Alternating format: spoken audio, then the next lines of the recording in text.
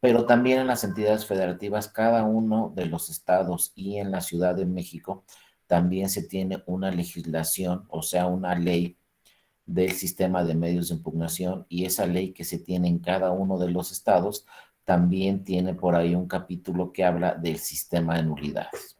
Entonces, este sistema de nulidades existe a nivel local en cada una de las entidades federativas y a nivel federal también, que aplica para las elecciones de diputaciones, senadurías y finalmente presidencia de la República, ¿no? Entonces vamos a revisar el día de hoy, mañana, de una forma, les digo, pues como vamos a hacer como un resumen, porque les digo, hay un diplomado para este tema nada más, todo un diplomado entero, entonces vamos a ir viendo rápidamente los temas. Primero vamos a revisar qué es la nulidad electoral, qué se entiende por una nulidad electoral. Luego vamos a revisar cuáles son los principios y los criterios rectores del sistema de nulidades. Estos principios que aplican en el sistema de nulidades, pues por lo general son jurisprudencia que ha emitido el Tribunal Electoral del Poder Judicial de la Federación. La mayoría de estos principios no están en la legislación, sino es a partir de asuntos que ha resuelto el Tribunal Electoral y ha generado precedentes. También vamos a ver las causales de nulidad de la votación recibida en una casilla, por qué se puede anular la votación en una casilla. Vamos a ver también los principios que son muy importantes, porque cuando se anula la votación en una casilla, cuando un tribunal electoral anula la votación en una casilla, pues se anulan todos los votos en esa casilla. Todavía no existe la figura de que se puedan anular, por ejemplo, los votos del PAN y no los votos de Morena, o los votos del PRI y no los votos de Movimiento Ciudadano, o sea, solo los votos de algún partido político en particular, ¿no?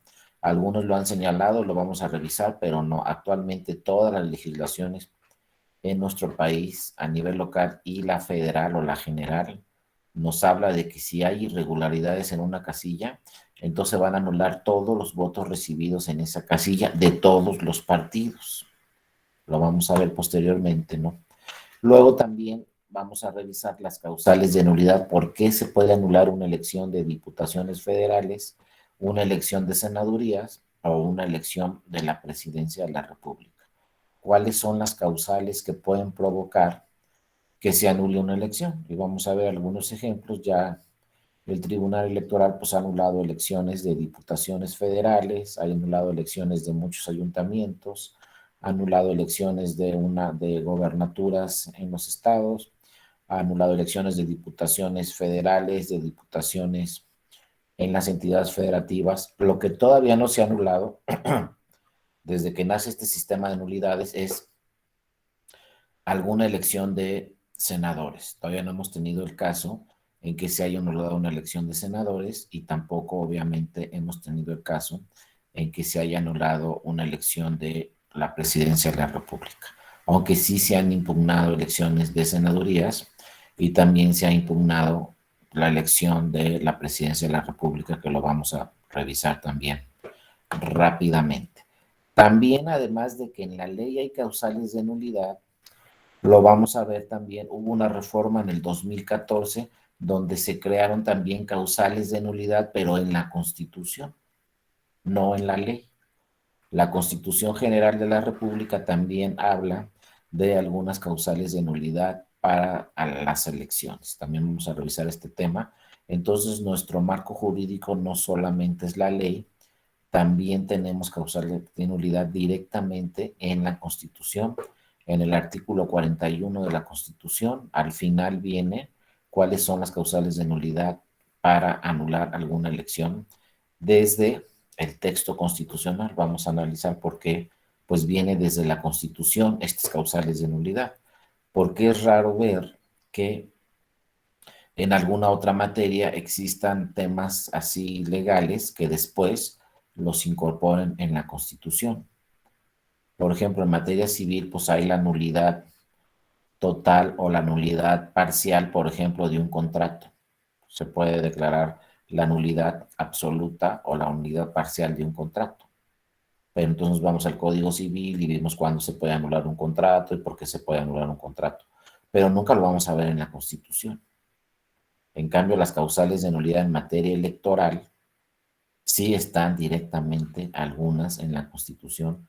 Vamos a ver por qué decidió el poder reformador permanente, es decir, las legisladoras y los legisladores, por qué decidieron en 2014 crear estas causales de nulidad desde o a partir de la Constitución General de la República. Y luego, además de las causales de nulidad que vamos a revisar, pues hay una causa, no es causal, sino se llama causa de invalidez de una elección por violación a principios constitucionales. Esta causa de invalidez, o sea, se puede anular una elección o también se puede declarar la invalidez de una elección cuando se vulneran principios que están en la Constitución. Esta causa de invalidez de una elección por violación a principios constitucionales, es decir, por afectar diversas disposiciones de la Constitución, no está en la ley ni tampoco en la Constitución. Esta causa de invalidez es un criterio del Tribunal Electoral que creó y está en precedentes en diversas sentencias del tribunal. Se ha señalado que se puede declarar la nulidad de una elección o en su caso se puede declarar la invalidez de una elección, que suena similar, pero vamos a ver cuáles son los puntos o las distinciones entre la nulidad de una elección y la invalidez de una elección. La nulidad, como ya lo vimos, pues está en la Constitución y en la ley. Y la invalidez de una elección es un criterio del Tribunal Electoral. Es un precedente del Tribunal Electoral que así lo ha señalado, pero no lo vamos a encontrar ni en la Constitución ni en la ley. Vamos a explicar también muy claramente con por qué existe este criterio, por qué existe este precedente y en qué medida o en qué causas aplica la nulidad de una elección y cuándo aplica, en su caso, la invalidez de una elección. ¿Cuál es la distinción y por qué a veces el tribunal tiene que declarar la nulidad de una elección o el tribunal tiene que declarar la invalidez de una elección? Acuérdense que no solamente está el Tribunal Electoral del Poder Judicial de la Federación, también con las reformas electorales de 1996 se dispuso por mandato constitucional que todas las entidades federativas tenían que tener un instituto estatal electoral y un tribunal electoral también en el estado y obviamente en la Ciudad de México. Entonces, todos los estados tienen un instituto estatal electoral y todos los estados tienen un tribunal electoral. Entonces, cuando hablamos de elecciones estatales, primero los que impugnen alguna elección y busquen que se anule esa elección, primero tienen que acudir a su tribunal electoral estatal y ya en segunda instancia tendrán que acudir al Tribunal Electoral del Poder Judicial de la Federación. También vamos a ver algunos casos cómo primero se acude al Tribunal Electoral Estatal, pero luego contra las sentencias del Tribunal Electoral del Estado, si no estamos de acuerdo, entonces acudimos al Tribunal Electoral del Poder Judicial de la Federación como segunda y última instancia. El Tribunal Electoral tiene 6 salas regionales y una sala superior. La única sala del Tribunal Electoral que no tiene competencia para anular una elección es la sala especializada que también se creó en el 2014.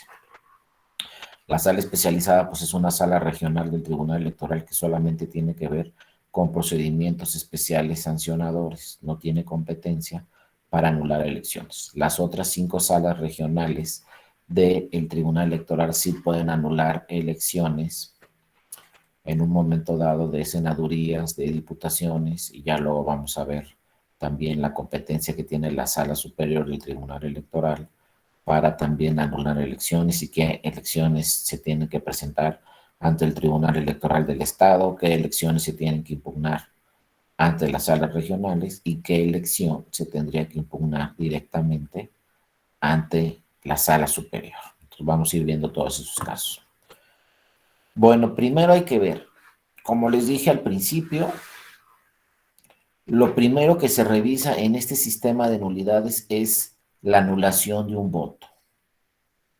Lo primero que puede suceder en el tema de nulidades es anular un voto y parece, y muchas veces no le damos importancia a anular un voto, pues porque, pues, por ejemplo, pensamos en la elección presidencial Y pues decimos, pues un voto, ¿qué tanto es en una elección presidencial? Pues a lo mejor anulan uno, dos, tres votos por alguna causa, pero no va a afectar el resultado de la elección presidencial. Y si lo pensamos así, pues sí, seguramente va a ser muy difícil que dos o tres o cuatro o cinco votos cambien el resultado final de una elección presidencial que es a nivel nacional. Pero en el Tribunal Electoral sí hemos tenido varios casos, decenas de casos, en los cuales uno, dos, tres, cuatro o cinco votos cambian el resultado de una elección, sobre todo de elecciones en diputaciones en las entidades federativas o de elecciones en ayuntamientos. Un voto, dos, tres votos pueden cambiar el resultado. Ya hemos tenido, fíjense, en varias ocasiones elecciones que se han impugnado ante este Tribunal Electoral Federal o este Tribunal Electoral del Poder Judicial de la Federación, pues hemos tenido varios casos donde nos llega la impugnación de una elección en donde quedaron empatados.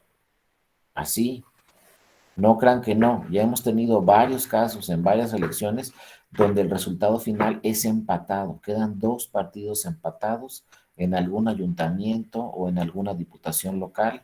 También hemos tenido casos donde me ganaron en algún ayuntamiento por dos o tres votos o ganaron una diputación federal pues, por dos o tres votos, nada más.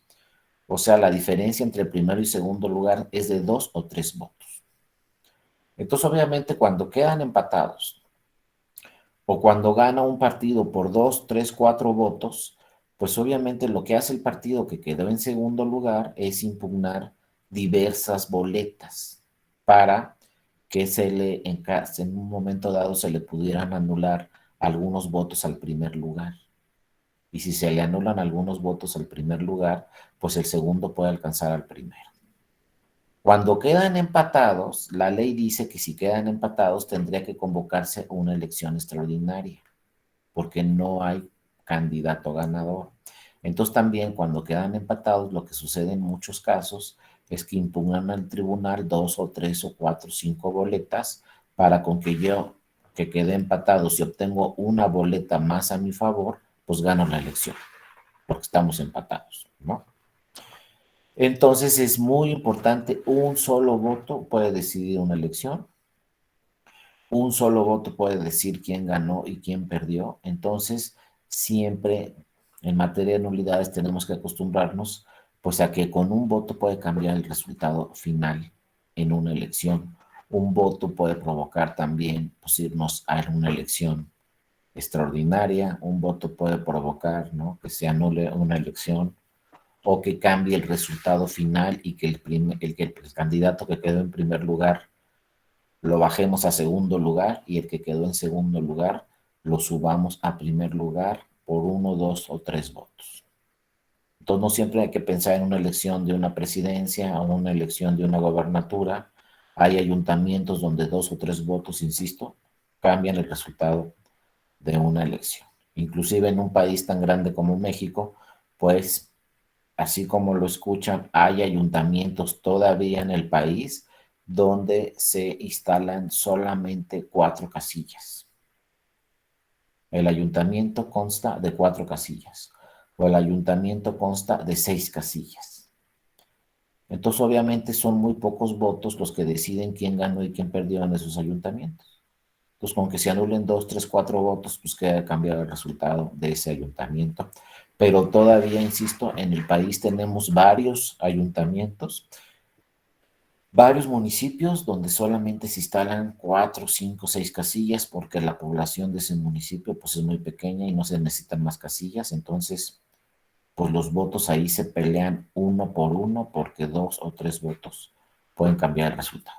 Entonces, bueno, por eso lo primero que se hace en el sistema de nulidades, pues es revisar los votos, ¿no? Si se anularon o no se anularon, si se declaró la validez del voto o si se declaró la nulidad del voto, por qué sucedió así y si está bien hecho o no está bien hecho. Ahora, ¿quién declara la nulidad o validez de un voto? ¿Quién lo anula? Entonces, fíjense, ahí participamos todos. La primera persona que puede anular un voto es el mismo ciudadano o la misma ciudadana que acude a la casilla. Si yo soy un ciudadano y voy a mi casilla que me corresponde, pues yo tengo desde ahí la facultad de anular un voto, que no lo tendría que hacer, pero lo puedo hacer. ¿Cómo puedo anular un voto si marco mal la boleta? Ese tema también lo vamos a revisar. Si marco mal la boleta, puedo anular un voto. ¿A qué me refiero? A lo mejor hay una coalición, Morena con PT. Y entonces a mí me dan la boleta y marco Morena, pero marco Morena y PRD, no PT, pues ya anulé el voto. Porque imagínense, a lo mejor en esa elección Morena no va en coalición con el PRD, como ha sucedido en las últimas elecciones, y yo marqué Morena PRD, pues ya se anuló el voto. Porque cuando el escrutador saque esa boleta, no va a saber si votamos por Morena o si votamos por el PRD. Ya luego vamos a tocar otro punto muy importante. Es qué pasa con las boletas cuando tienen 2 o 3 marcas y los 2 o 3 partidos son de una coalición. Ya luego vamos a estudiar a quién le damos ese voto. Porque si sacamos una boleta de la urna y tiene 3 marcas y los 3 partidos son de una coalición, pues no le vamos a dar los 3 votos a cada partido, le vamos a dar un voto. Pues no, porque solo es un ciudadano el que votó. Entonces, pues si la boleta tiene 3 marcas, pues marcó mal la boleta el ciudadano. Ya luego vamos a ver esos casos, porque la ley es muy estricta en ese sentido y dice, marca el recuadro de tu preferencia. O sea, la propia boleta cuando nos las dan ahí en la casilla, lo leemos con letras rojas ahí. Lo primero que dice la boleta es, marca el recuadro de tu preferencia, no los recuadros. Sin embargo, muchas ciudadanas y muchos ciudadanos marcan 2 o 3 emblemas de partido político. Todo eso lo vamos a ver después qué se hace con eso. Pero bueno, como ya vimos, el ciudadano puede anular su voto. Si marca 2 que no son de la coalición, ya anuló el voto, ¿no? O por ejemplo, hay otros casos también. ¿Qué tal si el ciudadano se lleva la boleta a su casa? Como ha sucedido, pues también ya se anuló ese voto. Y ya también el acta de escrutinio y cómputo de esa casilla va a tener errores porque ¿cuántos votaron conforme a la lista nominal? No, pues que 100. ¿Cuántas boletas hay en la urna? No, pues que 99. Pues ¿cómo que 99? Si aquí se apuntaron 100 en la lista nominal. Pues sí, pero falta una boleta. ¿Y por qué falta una boleta? Pueden estar ahí los escrutadores contando y contando hasta las 3 de la mañana y les va a seguir faltando esa boleta. ¿Por qué les va a faltar esa boleta? Pues porque resulta que un ciudadano o una ciudadana decidió llevarse la boleta a su casa y no la introdujo en la urna. Entonces, ese voto pues, va a ser nulo también. Es decir, hay muchas formas de que el propio ciudadano o la ciudadana anulen su voto. Entonces ya no va a contar. ¿Quiénes más pueden anular un voto? Pues los funcionarios y funcionarias de la mesa directiva de casilla. Acuérdense que los funcionarios y las funcionarias de la mesa directiva de casilla, pues como lo dice su nombre, son funcionarios en ese momento. ¿Eso qué quiere decir? Que sí son nuestros vecinos, pero en ese momento son funcionarios públicos. ¿Qué quiere decir eso? Que los documentos que firman son públicos. Las actas que llenan las ciudadanas y los ciudadanos en la casilla son documentos públicos. Es decir, conforme a la ley electoral, son documentales públicas con valor probatorio pleno. Entonces, todo lo que firman, ahí los ciudadanos y las ciudadanas, todas las actas que firman, pues tienen plena validez. Así lo dice la ley. Y son documentos públicos y le dan validez a todos esos documentos públicos las ciudadanas y los ciudadanos en la casilla. Entonces, el acta de escrutinio y cómputo que llenan tiene plena validez. No es una documental privada exacta de escrutinio y cómputo. Es una documental pública con valor probatorio pleno. Entonces, los segundos responsables de decir si un voto es válido o un voto es nulo, pues serán las funcionarias y los funcionarios de mesa directiva de casilla. ¿Quiénes son? Pues los ciudadanos que escogen o las ciudadanas que escogen para que estén en esa casilla, que obviamente son nuestros vecinos. Hay un presidente, una presidenta, un secretario, una secretaria, dos escrutadores. Si tenemos elecciones concurrentes, entonces es más grande la casilla.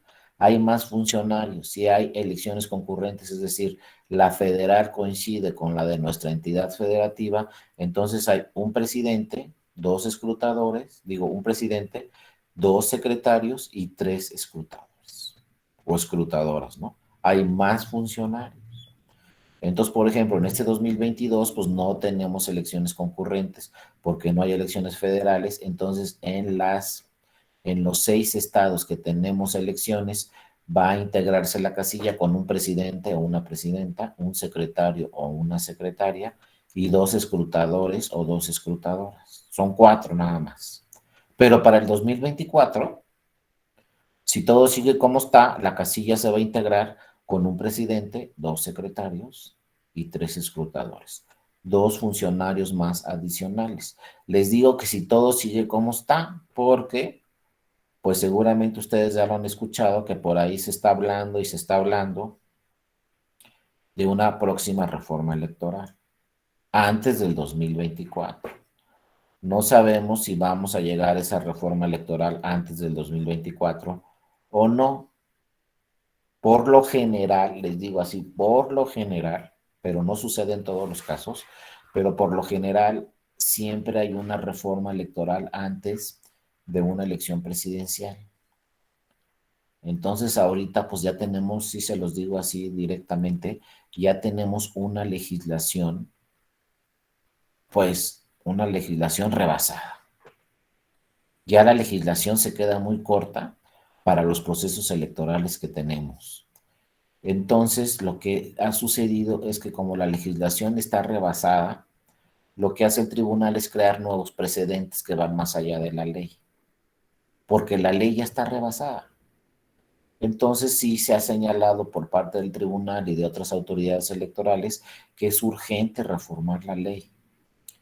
Y dentro de estos temas, pues no sé si alcancemos o no. A mí me gustaría sí alcanzarlo, pero pues no sabemos lo que vayan a hacer las legisladoras y los legisladores, sobre todo que una reforma electoral, pues es una reforma que implica reformar desde la Constitución, porque acuérdense que la materia electoral no es como cualquier otra materia, esta se regula directamente desde la Constitución. Por ejemplo, podemos tener una reforma fiscal y a lo mejor no hay que reformar la Constitución. O podemos tener una reforma, por ejemplo, al Código Civil y a lo mejor no hay que reformar la Constitución, al Código Laboral y a lo mejor nomás son reformas legales. Cuando se trata de la materia electoral, necesariamente tenemos que tener una reforma constitucional, porque prácticamente todo lo electoral está regulado desde la Constitución y después ya en las leyes, pero primero se reforma la Constitución. Pocas veces hemos tenido solamente una reforma legal, que no me acuerdo. La mayoría de los casos es reforma desde la Constitución. Entonces no es tan sencillo. Reformar una ley pues puede ser a nivel local y punto. Pero reformar una ley electoral pues implica entonces necesariamente reformar desde la Constitución. Entonces se necesita pues la mayoría de las senadoras y senadores, la mayoría de las diputadas y diputados y la mayoría de los congresos estatales.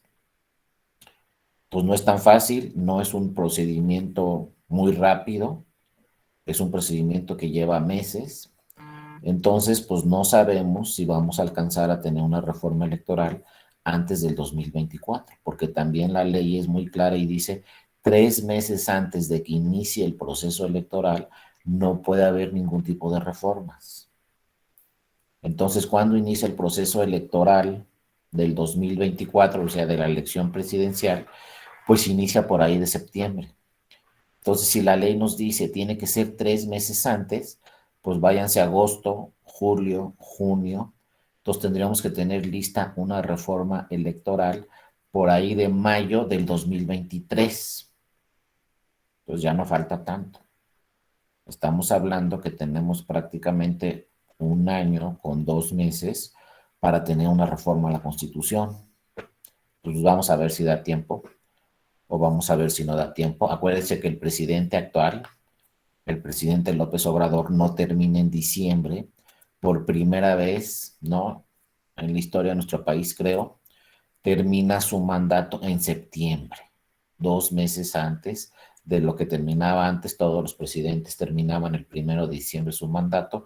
Bueno, una reforma que se hizo a la Constitución anteriormente, pues se dispuso que para esta presidencia de la República, ganara quien ganara, iba a terminar el 30 de septiembre del 2024, ¿no? Entonces son 2 meses menos que vamos a tener este presidente. Entonces, bueno, el proceso electoral pues va a ser más rápido y les digo, ya parecen, los tiempos se van muy rápido y solamente ya se tiene pues prácticamente un año para tener una reforma electoral de lo que sea. A ver si da tiempo, a ver si no da tiempo. Pero lo que se ha discutido mucho sobre esta reforma electoral es el voto electrónico. Entonces, ojo, todo esto que les voy a platicar hoy de las casillas, pues si tenemos una reforma y si incorpora el voto electrónico a nivel federal, pues muchas cosas de estas ya no nos van a servir. Otras sí. Entonces, bueno, yo no sé si dé tiempo de incorporar a nivel nacional el voto electrónico. Cada vez que tenemos elecciones hay diferentes pruebas piloto. En el 2021 hubo pruebas piloto del voto electrónico y sí funcionaron. Parece ser que ahora va a haber pruebas piloto de estos 6 estados. Creo que en 2 estados vamos a tener nuevamente pruebas piloto del voto electrónico. Luego les digo qué estados son los que se está hablando que se va a votar en algunas casillas con voto electrónico de estas 6 elecciones que tenemos este año, ¿no? Las 6 son de gobernaturas y además en Durango tenemos elecciones de 39 ayuntamientos y en Quintana Roo tenemos elecciones creo que de 25 diputaciones. Todos los demás estados que tienen elecciones este año solamente será para la gobernatura, es decir, son 6 estados y se van a competir para 6 gobernaturas, ¿no? Y en 2 estados ya se está hablando que vamos a tener prueba piloto en algunas casillas del voto electrónico. Entonces, no sé, les digo, si lleguemos, ojalá sí, porque son muchísimas las ventajas del voto electrónico, ojalá lleguemos al 2024 ya votando con el voto electrónico. El voto electrónico se divide en 2 temas fundamentales. Puede ser con urna electrónica o puede ser vía internet, que parece lo mismo, pero no. No crean que el voto electrónico es yo agarro mi computadora y voto por internet. Eso pasa en los países europeos, pero en México es imposible tener un voto electrónico solamente por internet. Tendríamos que empezar con un voto electrónico híbrido. Algunos que pudieran votar por internet, pero otras personas tendrían que votar con urna electrónica, sobre todo en zonas rurales donde pues no hay cobertura de internet, porque en México obviamente no es como países europeos que tenemos una cobertura universal de internet, ¿no? En México todavía tenemos muchas zonas en el país, desafortunadamente, que no tienen internet. Aunque es un derecho humano ya, así lo dicen los tratados internacionales, el internet es un derecho humano al que tenemos derecho, obviamente, todas las personas, pues en México no se cubre ese derecho para todas las personas. Y hay muchísimas zonas en el país donde no hay internet. Esto que estamos haciendo el día de hoy, esta clase que tenemos en línea el día de hoy, pues muchas mexicanas y mexicanos todavía no tienen acceso, porque viven en zonas rurales que no tienen internet. Entonces, desde ahí, imagínense, tendrían que revisar los legisladores este tema híbrido. Podrían decir, pues todo el voto electrónico será en urnas electrónicas o lo hacemos mixto. En algunas zonas urna electrónica y en algunas zonas internet. La urna electrónica es que tenemos que llevar una urna, una maquinita a la zona para que ahí voten sin internet las personas que están por la mayoría de los casos en zonas rurales. Entonces, una maquinita electrónica donde votamos, no se necesita el internet, ya posteriormente cuando llega esa maquinita al consejo distrital respectivo, pues ahí ya se conecta internet y ya se toman los datos, en fin, etcétera.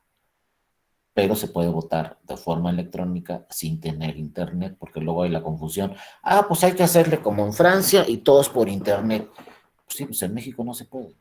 En México hay muchas personas que no tienen internet, muchas personas que no tienen celular, muchas personas que no tienen computadora.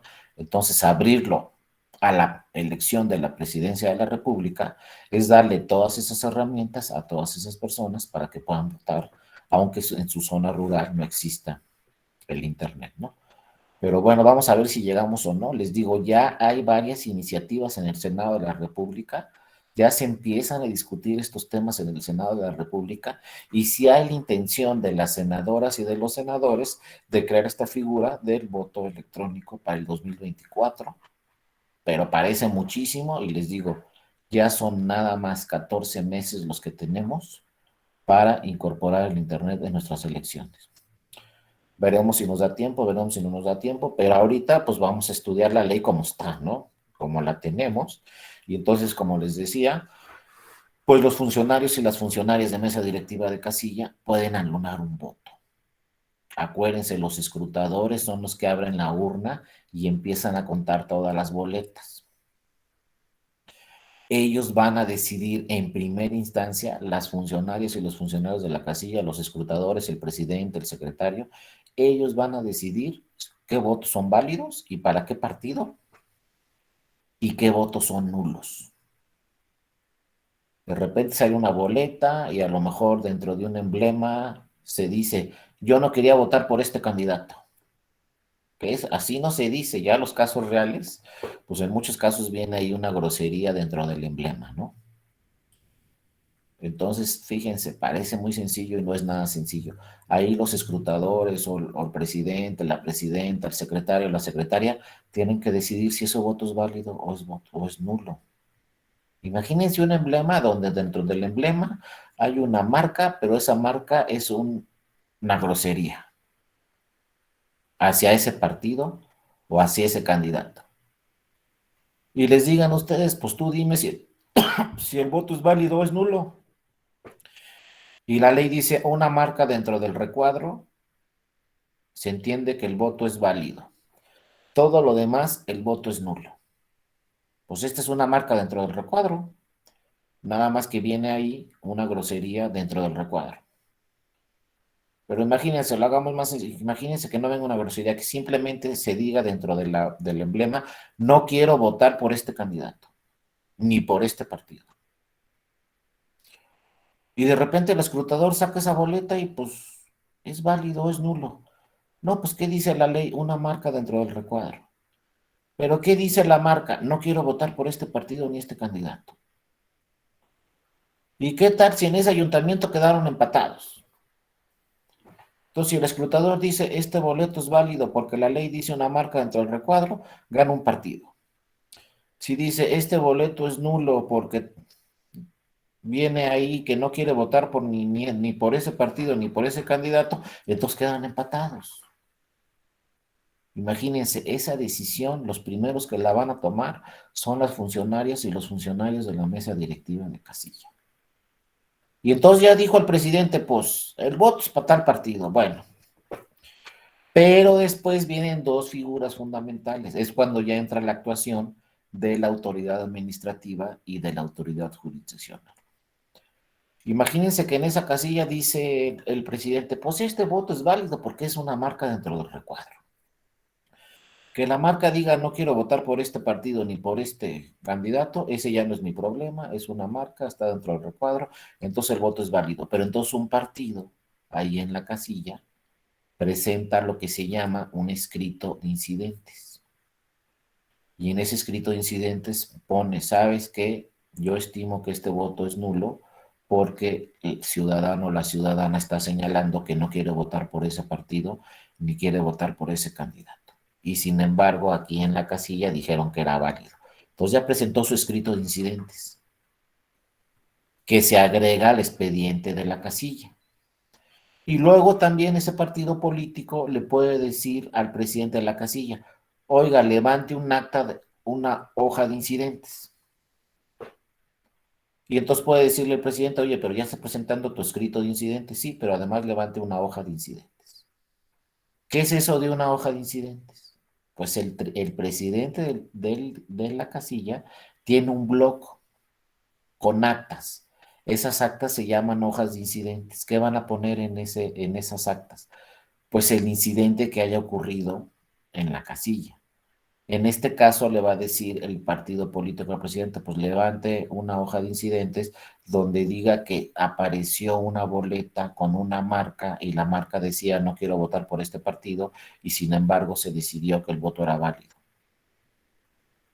Entonces levanta la hoja de incidentes, el presidente dice, nos encontramos una boleta con una marca dentro de un recuadro que decía no quiero votar por este partido político y se estimó que ese voto era válido para ese partido político.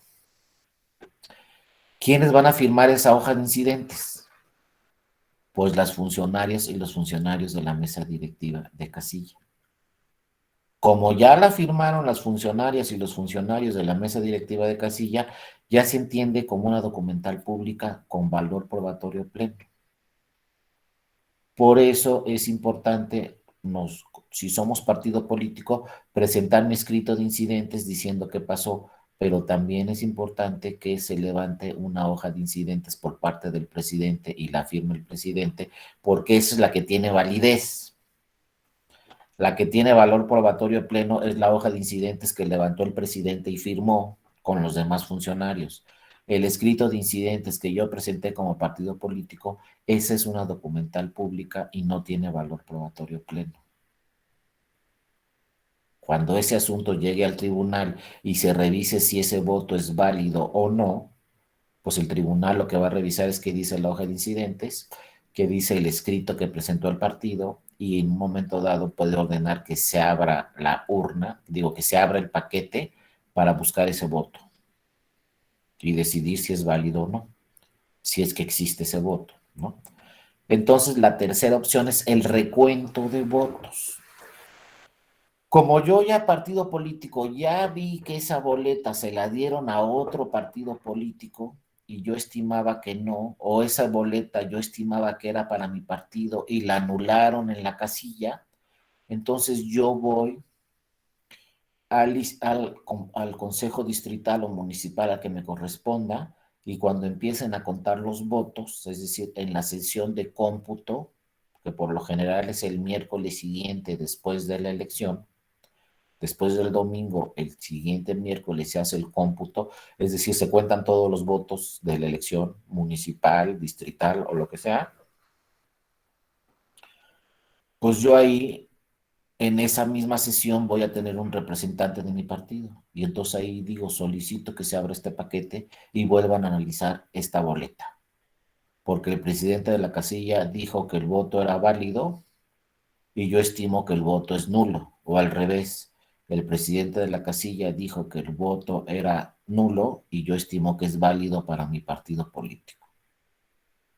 Entonces ya solicité en el Consejo Distrital que se abra el paquete y que se busque esa boleta o que se vuelva a contar todo el paquete. Hay otros supuestos, les estoy diciendo el más sencillo. Hay supuestos en donde se llenó mal el acta de escrutinio y cómputo. Es decir, abrieron la urna, empezaron a contar todos los votos y empezaron a llenar el acta de escrutinio y cómputo. Cuando llenaron el acta de escrutinio y cómputo, a mí me dan como partido político una copia de ese acta de escrutinio y cómputo y yo me doy cuenta que tiene errores el acta. ¿Cómo que tiene errores? Pues sí, porque ¿cuántos votaron conforme a la lista nominal? 100. Boletas sacadas de la urna, 97. ¿No? Voto de todos los partidos políticos, 90. Pues tiene errores exacta. ¿Cómo es posible que hayan votado 100, que hayan salido de la urna 97 votos y que la suma de todos los votos de los partidos políticos y de las candidaturas independientes me den 90? Pues ya ahí hay 3 errores. Entonces, si tiene errores el acta que a mí me van a dar una copia, entonces yo también el día del cómputo distrital solicito en el consejo distrital o en el consejo municipal que me vuelvan a abrir el paquete y vuelvan a contar todo, porque tiene errores exactos. Entonces la autoridad administrativa está obligada a abrir el paquete y a volver a contar todo. Pero ahora imagínense en una elección de diputaciones federales, o sea, una elección grande. En una elección de diputaciones federales, de una diputación federal en un distrito al que ustedes quieran, en cualquier entidad federativa, pues se instalan aproximadamente 500 casillas para la elección de diputados y diputadas federales. Y entonces imagínense que el partido llegue al Consejo Distrital del INE y le diga, hay errores en 250 actas de escrutinio y cómputo de las 500 casillas. ¿Qué tiene que hacer conforme a la ley el Consejo Distrital del INE? Pues conforme a la ley lo que tiene que hacer es que en 3 días tiene que abrir 250 paquetes y volver a contar todo, porque hay errores en 250 actas de las 500 que se levantaron. Entonces hay que abrir 250 paquetes en 3 días y uno dice, pues no va a dar tiempo. Pues sí, hay un promedio así que tiene el Tribunal Electoral que si abrimos y contamos todos los votos y todas las de una casilla, todas las boletas de una casilla, si lo hacemos muy rápido y de una forma muy eficiente, nos vamos a tardar media hora en volver a contar todo y llenar una nueva acta de escrutinio y cómputo. Ahora imagínense que sean 250 paquetes. Pues estamos hablando que si lo hacemos rapidísimo en media hora cada paquete, pues nos vamos a llevar 125 horas. ¿Cuántos días son? Ya no nos da tiempo. Entonces, ¿qué sucede cuando no da tiempo de abrir los 125, los 250 paquetes? Se abren los 250 paquetes, pero lo que hacen los consejos distritales del INE es que no abren un paquete y luego otro paquete y luego otro paquete, sino que arman grupos de trabajo y entonces al mismo tiempo se abren 10 paquetes. Es decir, en el Consejo Distrital del INE se arman 10 grupos de trabajo con los representantes de los partidos políticos en cada grupo de trabajo y entonces al mismo tiempo se abren 10 paquetes. Y entonces en media hora se van a contar 10 paquetes, no uno, porque son 10 equipos de trabajo. Y entonces se vuelven a contar todos esos votos nuevamente porque las actas de escrutinio y cómputo tienen errores. También la ley nos señala, pues puede haber un momento dado en que se haga un recuento total. ¿Cómo que un recuento total? Pues sí, hay supuestos que marca la ley en donde dice la ley, pues si sucede esto, entonces hay que abrir todos los paquetes del distrito, o sea, los 500 paquetes del distrito.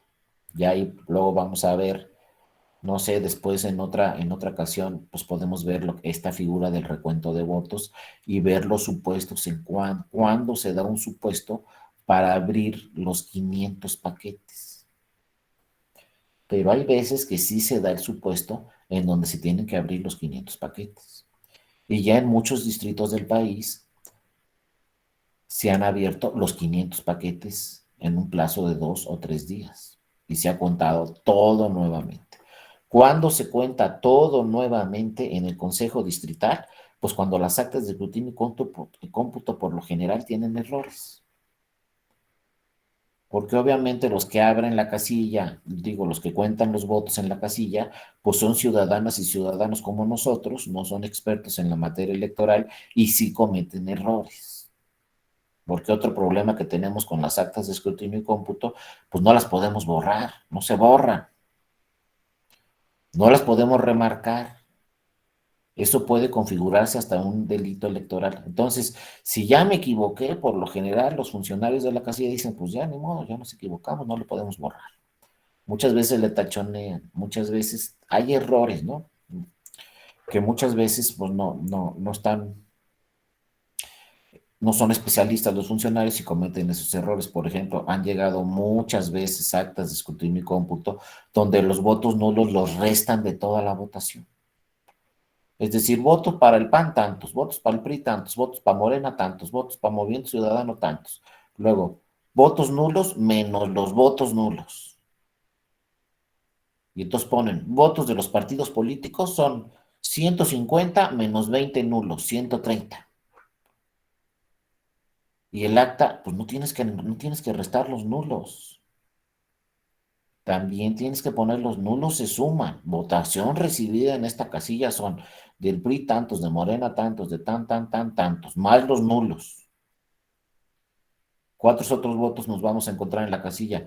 Los votos de candidatos no registrados. También se cuentan y se suman. ¿Y cuáles más? Los votos de candidaturas independientes. También se cuentan y se suman. Te tienes que sumar todos. Boletos, votos recibidos en la urna, tanto. Boletas sacadas de la urna, tantos. ¿Cuántos votaron conforme a la lista nominal? Tantos. Esos tres rubros tienen que coincidir necesariamente. Si no coinciden, entonces ya está mal el acta de escrutinio y cómputo. Ya tiene errores.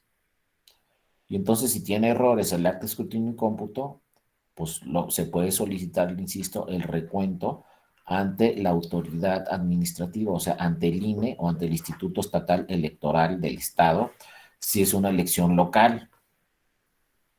Y entonces en el instituto respectivo nos van a tener que abrir ese paquete y volver a contar todo. O todos los paquetes del distrito, o todos los paquetes del municipio, y nos van a tener que volver a contar todo y vamos a tener nuevos resultados, porque hubo errores en las casillas. En pocas palabras, los errores en las casillas se pueden subsanar ya en el instituto respectivo, volviendo a contar todos los votos. Y eso se da comúnmente, prácticamente en todas las elecciones, se presenta la figura de recuento de votos, porque en todas las elecciones siempre nos encontramos con actas de escrutinio y cómputo con errores. Y obviamente el partido que quedó en segundo lugar va a querer que le vuelvan a contar todos esos votos. Siempre se da. Pero luego falta la tercera instancia. ¿Quiénes más pueden decir si un voto es nulo o un voto es válido? Pues el tribunal electoral, ya sea el estatal o ya sea el federal. La ley dice, si ya te contaron los votos en el instituto, fíjense, ya no vayas al tribunal a decirle que te vuelva a contar los votos, porque ya te abrieron el paquete en el instituto y ya te contaron todos los votos en el instituto, entonces ya no vayas al tribunal. Así dice la ley. La ley dice, no tienes derecho a acudir al tribunal y le pidas al tribunal que te cuenten todos los votos si ya hicieron apertura de paquetes en el instituto. Así dicen las leyes en los estados y la federal. Pero ¿qué creen que hacen los partidos? Van al tribunal y le dicen al tribunal, oye, ¿sabes qué tribunal? Me contaron mal los votos en el instituto. Hubo errores en el instituto. O muchos casos también van al tribunal y dicen, no, pues es que al instituto le dije que me abriera el paquete y no me lo quiso abrir. Y entonces, ¿sabes qué? Tu tribunal me lo tienes que abrir. Porque en el instituto no quisieron abrirme el paquete porque dijeron que no era necesario abrirlo. Entonces, sí hay muchos supuestos donde van los partidos políticos o las candidaturas independientes y le dicen al tribunal, ábreme el paquete porque no me lo abrieron en el instituto, o nuevamente vuélveme a contar todo porque lo que me contaron en el instituto lo contaron mal. Y resulta que en el instituto dijeron que este voto era válido y yo digo que es nulo. Fíjese lo que puede pasar, que en la casilla digan que el voto es nulo. Luego en el instituto respectivo, ya sea el INE o el Instituto Estatal Electoral, digan que el voto es nulo, nuevamente. Pero yo como digo que ese voto es para mi partido, entonces me voy hasta el tribunal y le digo, tribunal, ¿sabes qué tribunal revisa este voto? Porque en el instituto insisten en que es nulo y yo digo que es válido para mi partido. Entonces yo como partido tengo derecho a que el tribunal me vuelva a revisar varios votos, o de plano me vuelva a abrir el paquete y me vuelva a contar todo. Entonces hay dos instancias donde van a revisar toda esta votación. Primero la administrativa en el instituto y luego la jurisdiccional en el tribunal. Y podemos irnos a una tercera, porque si es una elección local, voy al Instituto Estatal de mi estado, luego voy al Tribunal Electoral de mi estado, y si no estoy de acuerdo con lo que dice el Tribunal Electoral de mi estado, entonces me voy al Tribunal Electoral Federal a que vuelvan a revisar un voto, varios votos o todos los votos. Entonces vean cómo un voto nulo lo puede decidir un ciudadano, lo pueden decidir las funcionarias y funcionarios de la casilla, lo puede decidir el Instituto Electoral del Estado y lo puede decidir un tribunal electoral si el voto es nulo o el voto es válido. Pero siempre la última instancia pues será el Tribunal Electoral del Poder Judicial de la Federación el que diga finalmente si un voto es nulo o un voto es válido en cualquier elección. Sí, buenos días, Hugo, adelante.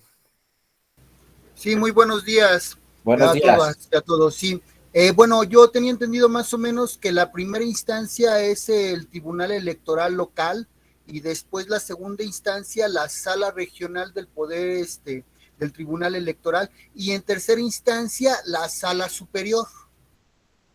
Podría ser así, Hugo, pero depende de los casos, porque la sala superior solo ya ve determinados asuntos cuando estos asuntos se entiendan como constitucionales. ¿A qué me refiero? Que si es una elección local de ayuntamientos, por ejemplo, la ley dice que la última instancia será la sala regional, pero solo que hay un tema de constitucionalidad, entonces ese asunto lo puede revisar la sala superior, pero eso ya no lo dice la ley. Eso lo dice una jurisprudencia de la sala superior, pero solo que sea un tema constitucional, o sea, un tema que tenga que ver con la interpretación de la Constitución. Aquí, si un voto es válido o un voto es nulo, es un tema, en la mayoría de los casos, legal, que no tiene que ver con la Constitución. Entonces, la última instancia sería la sala regional respectiva, primero el Tribunal Electoral local y luego la sala regional respectiva. Pero si por ahí involucramos algún tema constitucional que tenga que ver con la interpretación que se hizo a la Constitución, que tenga que ver con una disposición de la Constitución, entonces ese tema sí lo podría revisar la sala superior en última instancia, ¿no? Entonces el tribunal local y luego el tribunal, como tú lo dices, Hugo, federal, que podría ser la sala regional dentro del tribunal federal o podría llegar inclusive hasta la sala superior. Por ejemplo, si se quiere que se anule una elección, primero se lo pido al tribunal electoral local, luego se lo puedo pedir a la sala regional respectiva y finalmente se lo podría pedir a la sala superior, ¿no? Del Tribunal Electoral. Muchas gracias, Hugo, por tu participación. Adelante, Jaime. Buenos días. No se escucha, Jaime, abre tu micrófono. Ahora sí Sí, ya, listo. bueno. Listo, Jaime, ya. Nada más es para que siga con pues el hilo del tema, ¿no? Y para ver si estoy bien. La cadena impugnativa sería a través de un juicio de inconformidad en el caso de las nulidades. Y ya después me voy siguiendo, dependiendo de las resoluciones, ya me voy ya dependiendo si son apelaciones o reconsideraciones, etc. Bueno, nada más para resolver esa duda. Esto es Sí. cuanto. Gracias. Sí, exactamente, Jaime. Mira, hay que ver primero en tu legislación, en la de tu estado, si se llama juicio de inconformidad para impugnar elecciones y casillas, o puede tener otro nombre. Por lo general, en todos los estados se llama juicio de inconformidad. Y a nivel federal también para diputaciones, senadurías y presidencia de la República se llama juicio de inconformidad. Habrá algún estado, no estoy seguro, que tenga otro nombre, juicio electoral o juicio de nulidad, pero no creo que en la mayoría de los estados, si no es que en todos, se llama juicio de inconformidad. Y la segunda instancia hay que ver de qué elección se trata.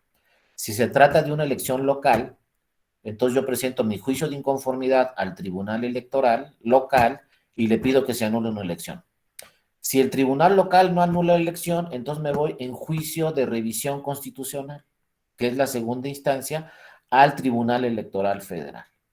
El segundo medio de impugnación se llama juicio de revisión constitucional y entonces ya me voy al Tribunal Electoral Federal, ya sea a una sala regional. Si no estoy de acuerdo con la sentencia de la sala regional, entonces ya tendríamos que ver de qué elección se trata y en algunas elecciones también ahí aplica el recurso de reconsideración. Por ejemplo, en elecciones federales de diputaciones y senadurías, no me tengo que ir al tribunal local, porque son elecciones federales. Si yo voy a impugnar una elección de una diputación o una elección de una senaduría o la elección presidencial, entonces tengo que irme directamente al Tribunal Federal. Si es de senadurías y diputaciones, me voy a la sala regional que me corresponda y presento juicio de inconformidad. Y en mi juicio de inconformidad le digo a la sala regional, quiero que se anule esta elección de diputaciones federales. Resuelve la sala regional. Si no estoy de acuerdo con la sentencia de la sala regional, entonces me voy a la sala superior en recurso de reconsideración como segunda instancia. Para diputaciones y senadurías tenemos la segunda instancia, o sea, para diputaciones y senadurías tenemos dos instancias, sala regional y luego vía recurso de reconsideración, sala superior. Nada más hay una excepción, para la elección de la presidencia de la República no hay sala regional. Si yo voy a impugnar la elección presidencial, varias casillas o de plano toda la elección presidencial, entonces presento un juicio de inconformidad directamente ante la sala superior. Y la sala superior resuelve todos los asuntos relacionados con la elección presidencial en única instancia. Entonces ahí está, ¿no? Más o menos la cadena. Si es un asunto local, primero me voy al tribunal local y luego en juicio de revisión constitucional me voy al tribunal electoral del Poder Judicial de la Federación. Si es una elección de senadurías y diputaciones, también hay doble instancia. Primero en juicio de inconformidad a la sala regional que me corresponda y luego en recurso de reconsideración a la sala superior. Pero si es la elección presidencial, ahí no hay doble instancia ni tres instancias. La elección presidencial solamente tiene una sola instancia, que es juicio de inconformidad ante la sala superior. Resuelve la sala superior el juicio de inconformidad y ya es la última instancia, única y última instancia. Sí, Jaime, adelante. Perdón por interrumpir, nada más para que me quede claro. Según yo, bueno, más bien lo que estudié, no sé si lo interpreté bien, el JRC es exclusivo de la sala superior, ¿no? O sea, un JRC no lo puede resolver una sala regional. Es el juicio de revisión constitucional, ¿no? Sí, cuando son elecciones locales, por ejemplo, yo voy al Tribunal Electoral de Colima y le digo, quiero que se anule esta elección. Si él envía juicio de inconformidad, si el Tribunal Electoral de Colima resuelve que es válida la elección y no la anula, yo impugno esa sentencia en juicio de revisión constitucional a la sala regional respectiva del Tribunal Electoral del Poder Judicial de la Federación. Entonces el JRC, el juicio de revisión constitucional, procede para impugnar sentencias de las tribunales locales. Jaime. Correcto, entonces no solo resuelve exclusivamente el JRC, la sala superior, también las salas regionales pueden resolver Así es. Dependiendo del supuesto, ¿no? Ahora, reconsideración sí es exclusivo de la sala superior, ¿no? Exacto, el exclusivo de la sala superior es el reconsideración. Y como decía Hugo, si yo voy a impugnar una sentencia de la sala regional, entonces me voy en recurso de reconsideración a la sala superior. Ese sí es exclusivo de la sala superior. La única sala del Tribunal Electoral del Poder Judicial de la Federación que resuelve recursos de reconsideración, que son los de última instancia, es la sala superior.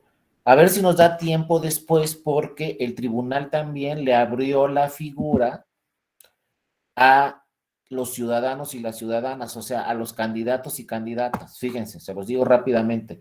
Si yo impugno diputaciones federales, me voy a la sala regional, juicio de inconformidad.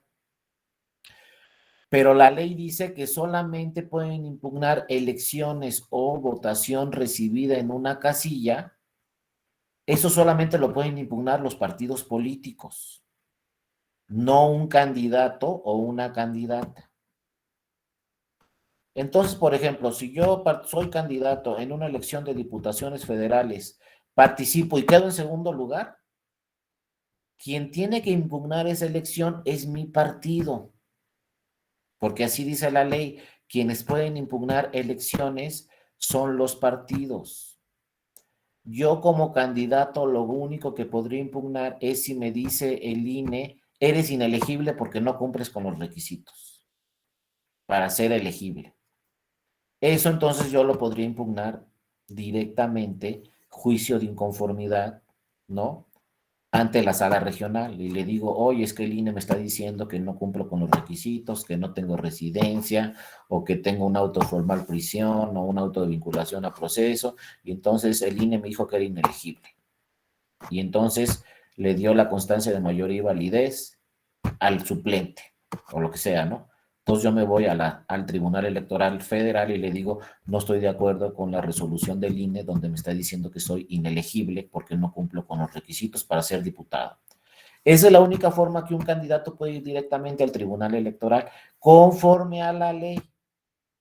Conforme a la ley, si quiero impugnar resultados electorales, es vía juicio de inconformidad, pero es mi partido, yo no. Entonces había muchos supuestos donde de repente el partido le decía al candidato, no vamos a impugnar. Pero ¿cómo no? Le decía el candidato, si quedamos, yo quedé en segundo lugar y me ganaron por 20 votos, nada más. Imagínense una diputación federal que me la ganen por 20 votos nada más y que me diga mi partido, no vamos a impugnar. Y la ley dice, solamente puede impugnar el partido político.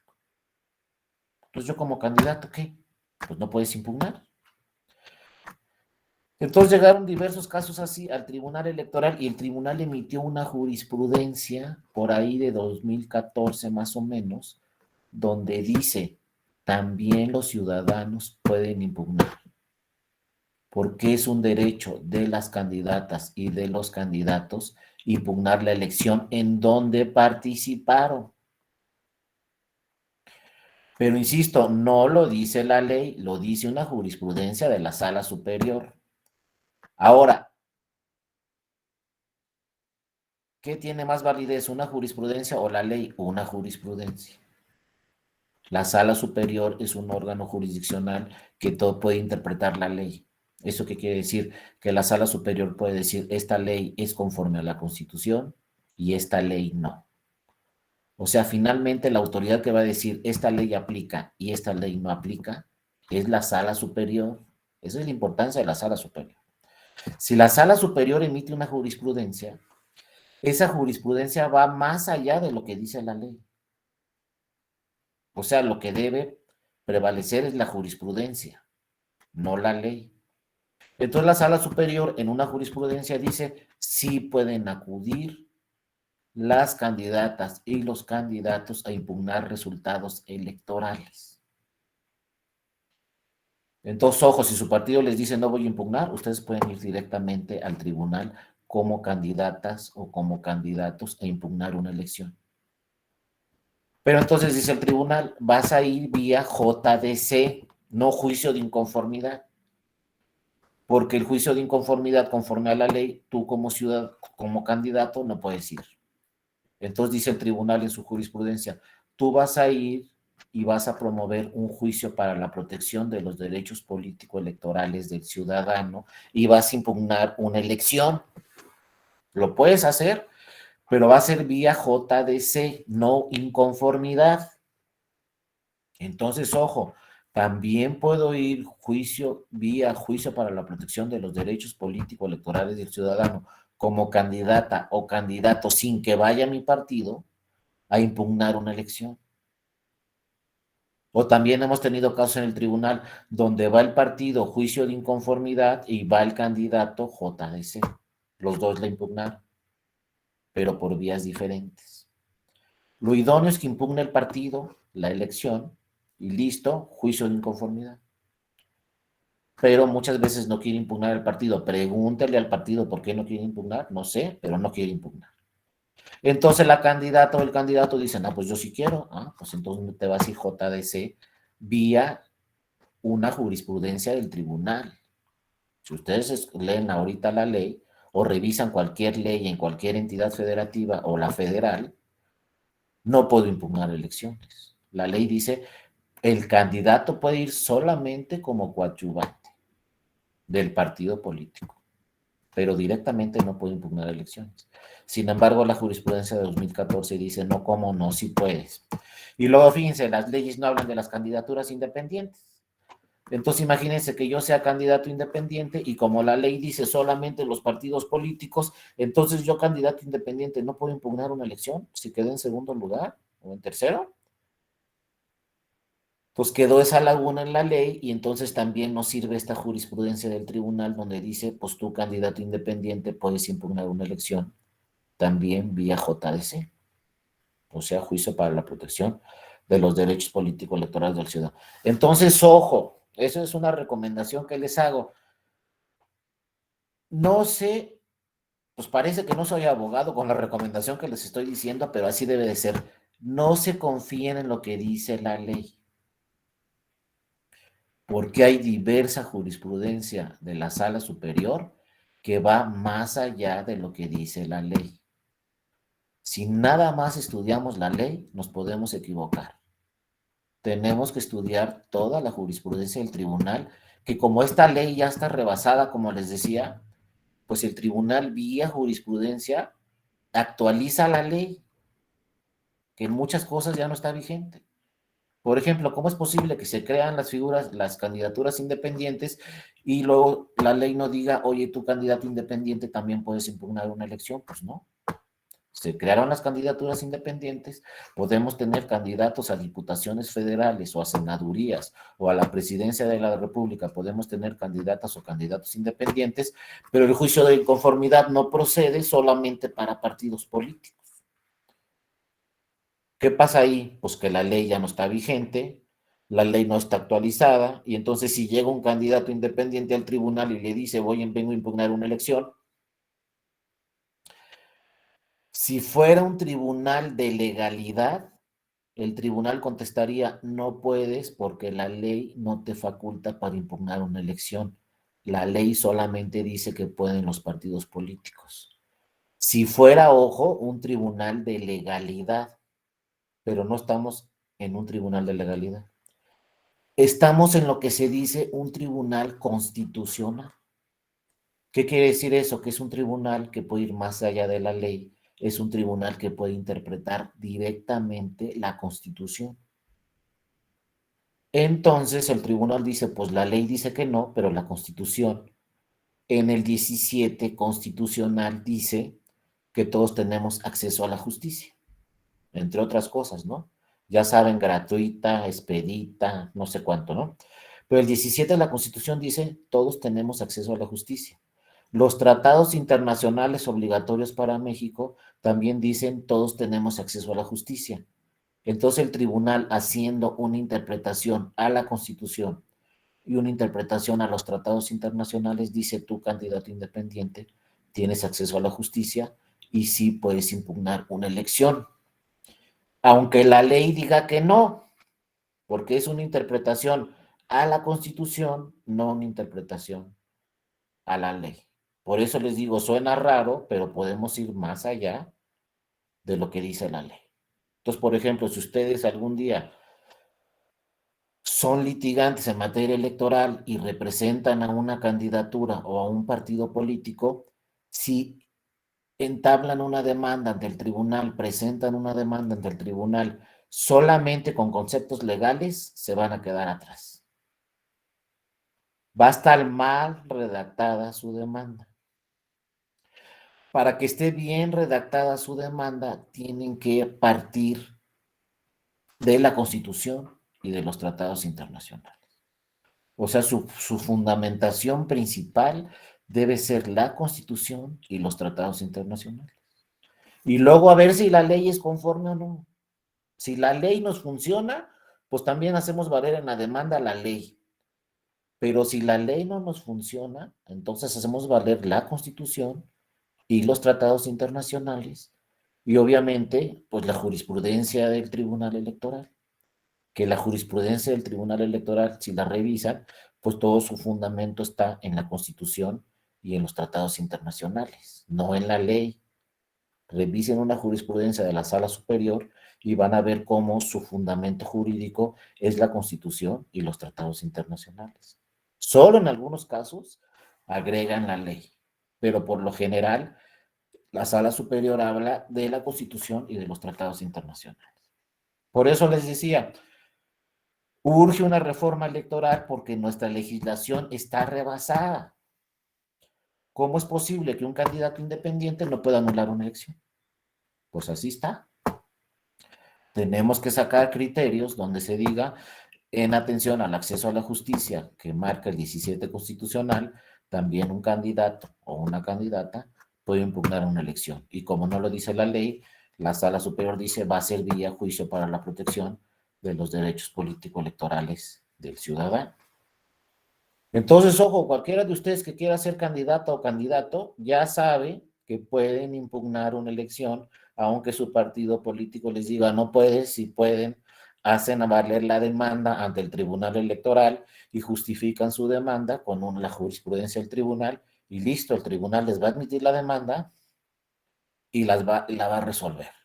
Que anule o no la elección, pues esa ya es otra historia, ¿no? Pero de que se las va a admitir y la va a resolver, ahí están todos los precedentes donde en todos los casos a partir de 2014 admite la demanda y la resuelve cuando la promueve una candidata o un candidato de esa elección. Sí, adelante Martín, buenos días.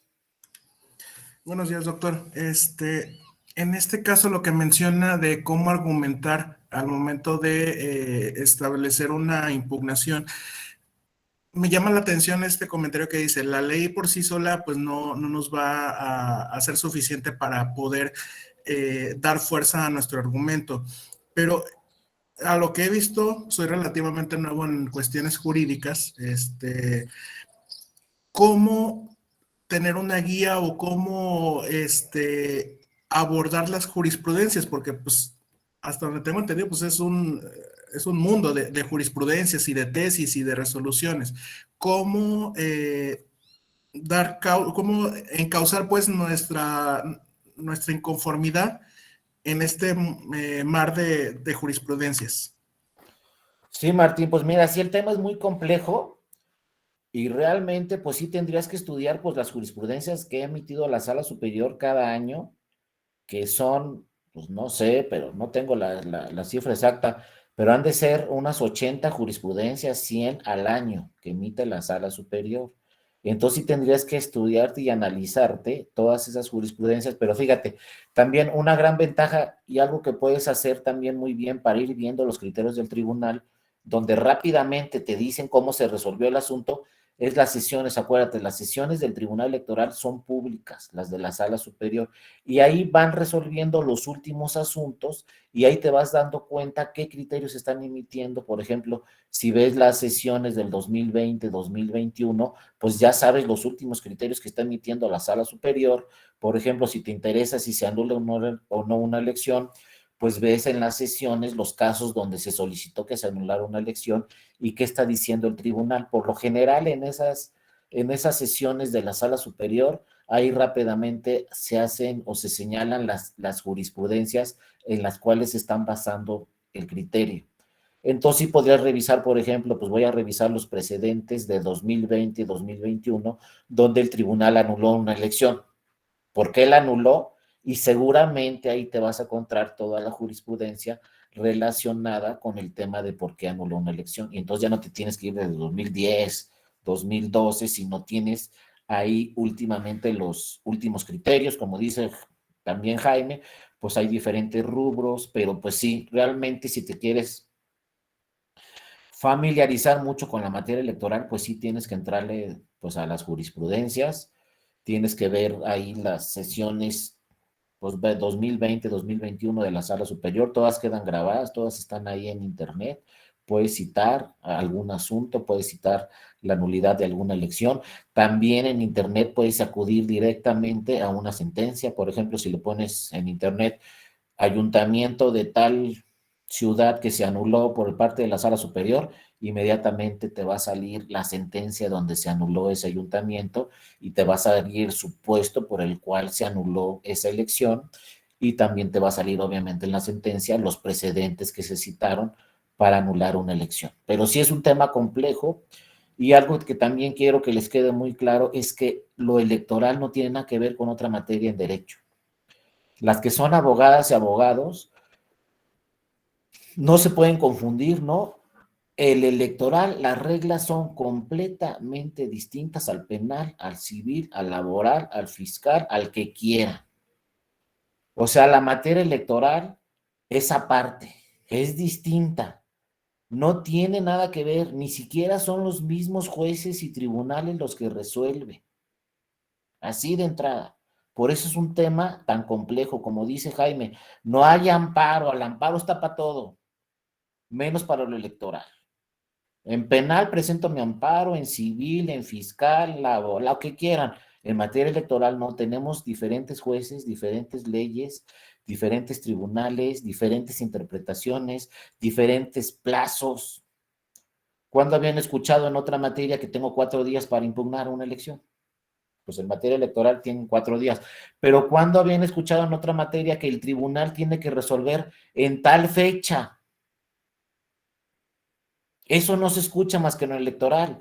Ustedes habían escuchado que digan, en laboral, pues el tribunal o la junta tiene que resolver el 15 de marzo.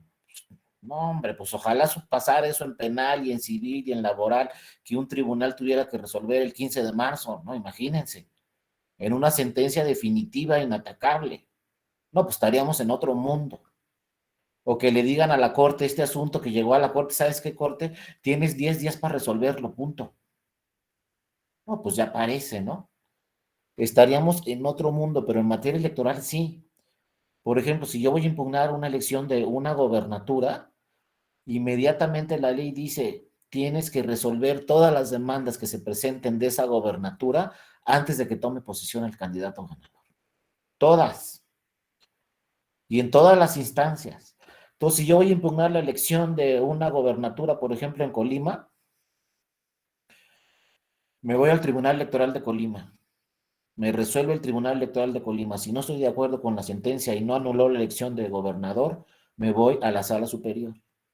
Pero la sala superior ya sabe que ese asunto lo tiene que resolver antes de que tome posesión el candidato ganador. Si lo resuelve después de que tomó posesión, ya no tiene efectos la sentencia. Entonces, que imagínense que le digan a la sala superior, oye, quiero que se anule la elección de gobernador, y le llegue una semana antes el asunto, pues la sala superior tiene una semana para decir si anula o no se anula la elección de la gobernatura de Colima. Y lo hace. El Tribunal Electoral tiene 25 años y los otros tribunales electorales anteriores también lo hacían, o sea, resolvían antes. Como dice aquí Martín, no sé si eres de Colima, Martín, pero lo tienes. Pues yo también, entonces somos paisanos, mi querido Martín.